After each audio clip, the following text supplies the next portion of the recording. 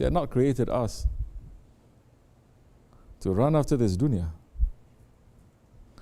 If you're not doing anything, you're staying in a cave, and you have family in a cave, and children in a cave, and they have nothing to wear, nothing to eat, you're not going to be questioned on Judgment Day. If you're in the cave looking for Allah and running after Allah, at that time you will find that you are Sultan in the Akhirat, and you will be a Sultan here too. You will know what to do. Well, people have lost their faith. They put more faith in their credit cards, in their money, in their work, in their job, not understanding it is Allah who is giving it. How many more stories of the awliya Allah and the Anbiya, the prophets and the saints, we need to hear to know that the world is under their feet. How many more stories we need to hear? Ibrahim ibn Adham, Qaddasahu Sir. Can anyone claim to know, even know what his wealth was like? Ibrahim ibn Adham, that he was ruling, he was a sultan. And he was ruling justly. He was not ruling as some saying that he did every bad thing. Hasha. He was a beloved one of Allah, just ruler. We don't know what a just ruler is in these days, of course. They have been extinct for over 100 years. They should put out that list, endangered species, looking out to preserve. They should first concentrate on that. Righteous ruler, extinct. We must do everything we can to bring it back. They're trying to bring back dinosaurs, and they're not trying to bring back the just ruler. Allah, Allah. What a foolishness we've come into. Ibrahim ibn Adham, he was a just ruler, and his wealth was beyond imagination. And he was loved by his people, but he was looking for Allah. He was looking for Allah.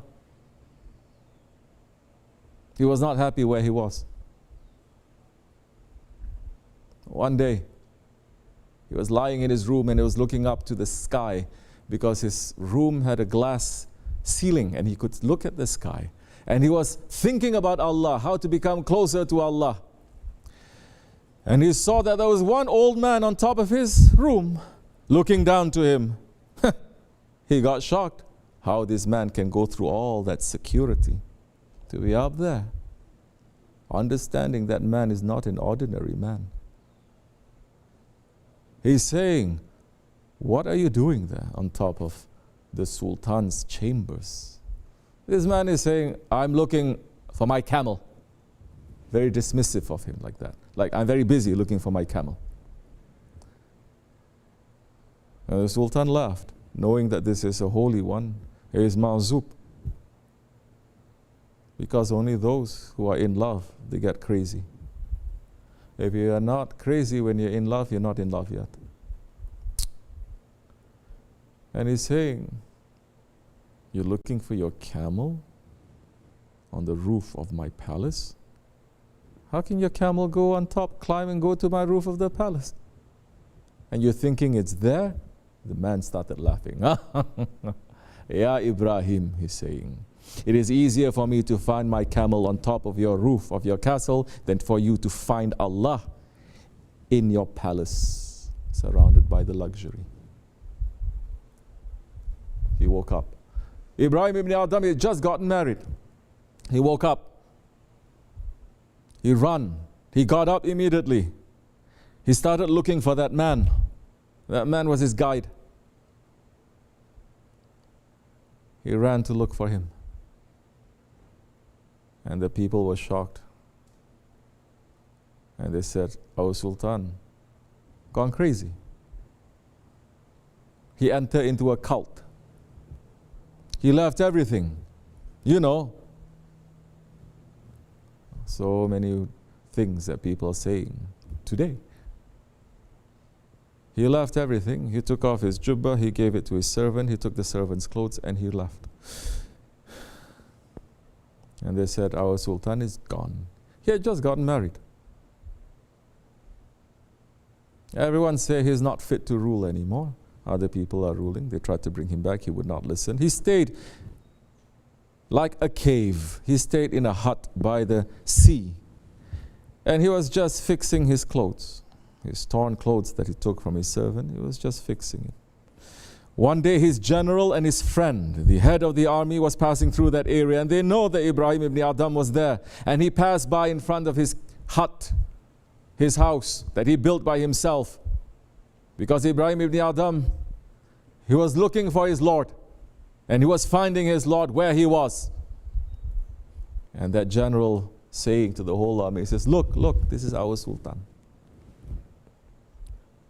What a dishonorable position he put himself in.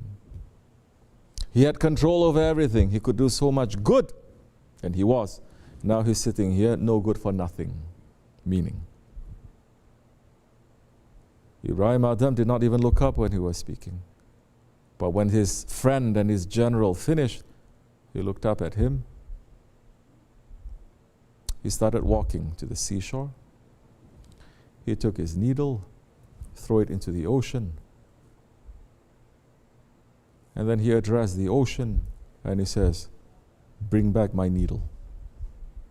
The ocean started boiling and bubbling. All the sea creatures that's in the ocean, immediately they came up, and in their mouth was all the treasures that was put into this ocean, all the jewels, all the gold, all the pearls, everything that man is running after in their mouths, and they were giving it to Ibrahim ibn Adham. He got more angry and says, I want my needle. They went down again, and they came up. Everyone had a golden needle in their mouths, and he says, I want my needle. They went down, and one fish came up to his feet with his own iron needle, rusty.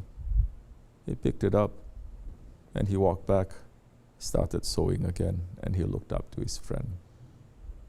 He said, before, I was a sultan to this world, but in reality, I was a slave.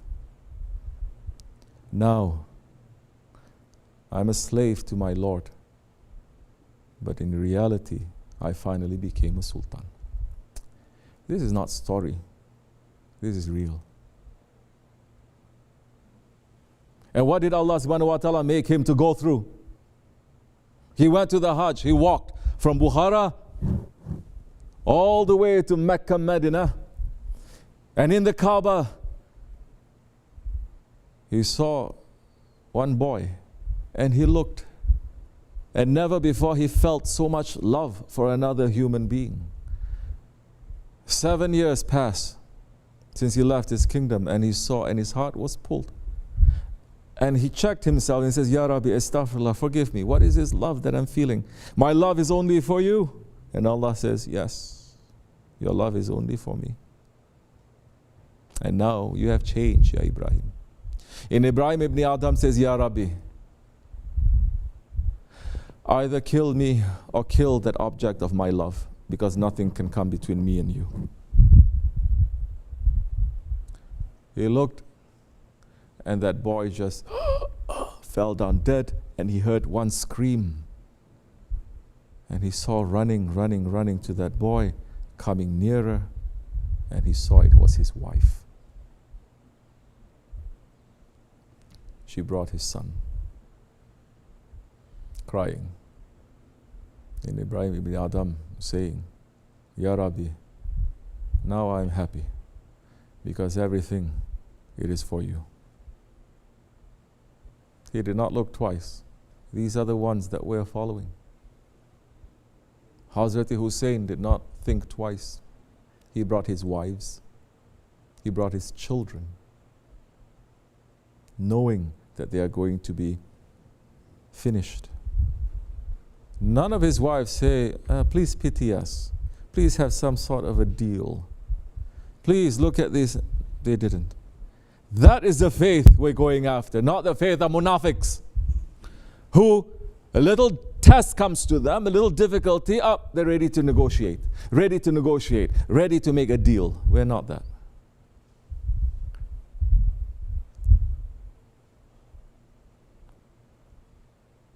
We are very weak, but we're looking to the strong ones to help us. You can only be strong when you hold on to them strong.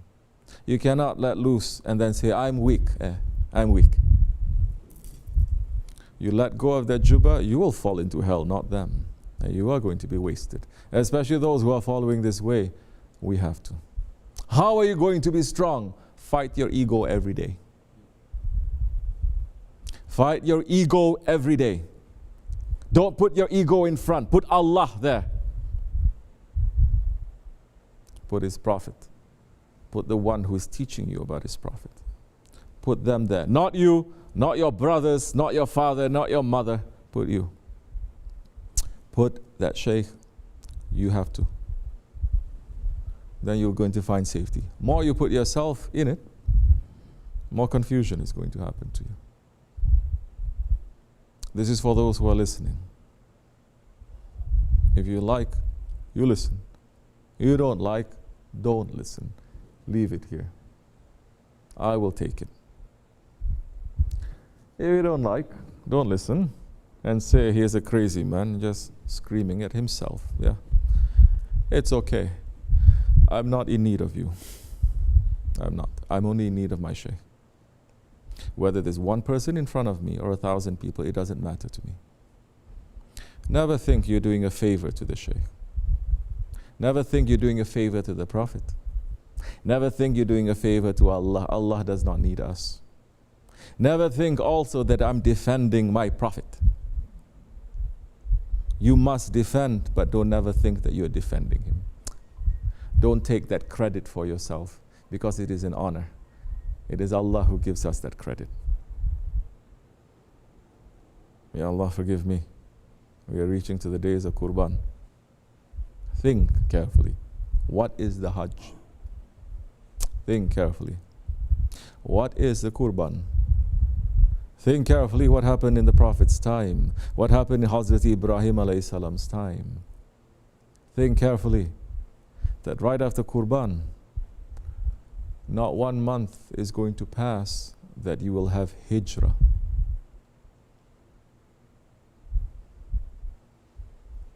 You make Qurban, now you have to make hijrah. You make the hijrah, you leave everything. You've already sacrificed everything, now they say now you need to leave. After you left, not 10 days will pass. What do we have? Karbala. Are you understanding? So you're not putting things together, huh?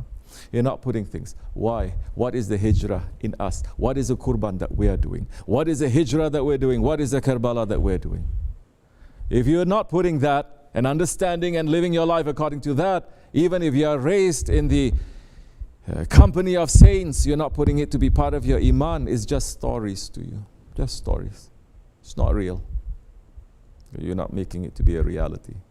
No, they are real. It is us who don't take it as a reality that we are not real. Ya Allah forgive me and bless you, inshallah.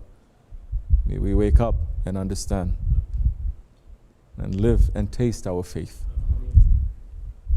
May Allah make us to become believers and to hold on tightly to our Shaykh, to believe.